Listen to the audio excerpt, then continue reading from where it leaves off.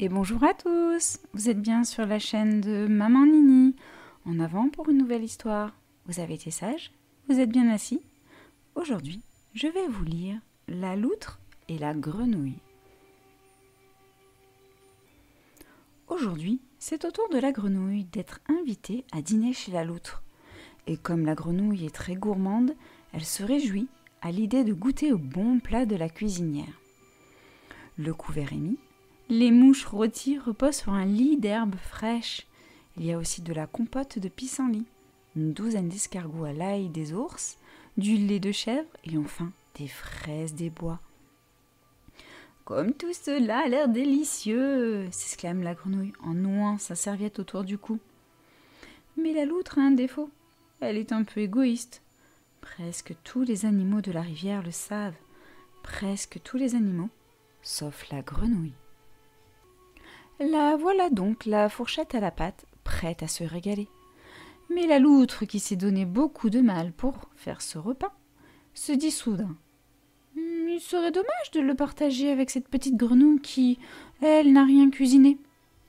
Alors elle lance à son invité d'un air pincé: dis donc, grenouille, est-ce que tu t'es lavé les mains avant de passer à table? En baissant la tête, la grenouille répond que non. Oh, ce n'est pas poli, s'exclame la loutre. Va te les laver tout de suite. Et tandis que la grenouille part se frotter les pattes dans la rivière, la loutre croque toutes les mouches rôties et lappe toute la compote de pissenlit. Revenue à table, la grenouille remet sa serviette autour du cou et reprend sa fourchette. Mais la loutre l'interpelle à nouveau. Dis donc, tu as de la vase sur la tête. Ce n'est pas poli et en plus c'est dégoûtant. Va donc trouver un miroir pour te débarbouiller. Et pendant que la grenouille part chercher un miroir, la loutre avale la douzaine d'escargots et finit toutes les fraises. Quand la grenouille revient, pattes lavées et visage débarbouillé, il n'y a plus rien à manger. La loutre, ronde et repue, égoïstement, se frotte le ventre. Quel bon repas ce fut, dit-elle. Tu n'es pas de cet avis, chère grenouille? La grenouille est vexée, mais elle ne le montre pas. Et si son ventre gargouille, une grenouille qui gargouille, ça ne s'entend pas. Comme une invitation en appelle une autre, quelques jours plus tard, c'est au tour de la grenouille d'inviter la loutre à dîner. La grenouille n'est pas aussi bonne cuisinière que la loutre, mais il y a quand même au menu des petits poissons marinés, du cresson sauvage, des brochettes de libellule et en dessert, une belle crème de myrtille. Le couvert est mis. La grenouille prend place sur une feuille de nénuphar et demande à la loutre d'en faire autant. Cependant, la loutre est si dodue et si lourde qu'elle ne tient pas sur ce petit siège vert, tout juste fait pour 3 têtards. La feuille de nénuphar coule et roule sous son poids, si bien que la loutre, à l'eau, se débat sans pouvoir manger un morceau. « Oh, ce n'est pas poli de gigoter comme ça pendant le dîner !» lance la grenouille à son invité.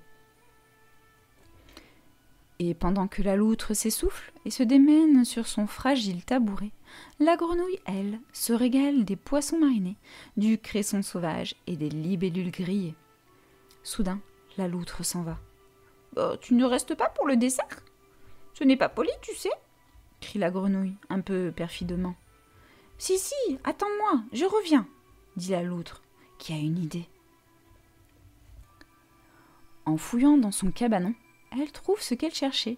« Mais quel est cet étrange boudin que tu portes désormais autour de la taille ?» demande la grenouille à la loutre. « Ça s'appelle une bouée. Regarde, une fois gonflée, elle permet de flotter sans effort, de se laisser porter et aussi, à l'occasion, de manger sans couler. » La grenouille s'écrie: « Oh, ça a l'air tellement bien! Je voudrais essayer. Tu veux bien ?»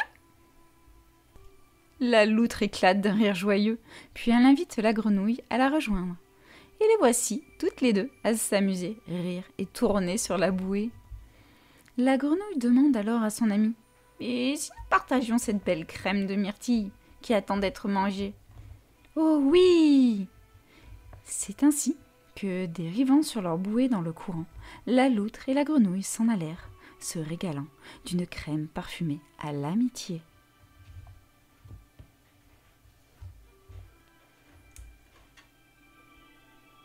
Et voilà, l'histoire est terminée. J'espère qu'elle vous a plu. On se retrouve bientôt pour une prochaine histoire. N'hésitez pas à vous abonner à ma page pour en découvrir plein d'autres. Bye bye!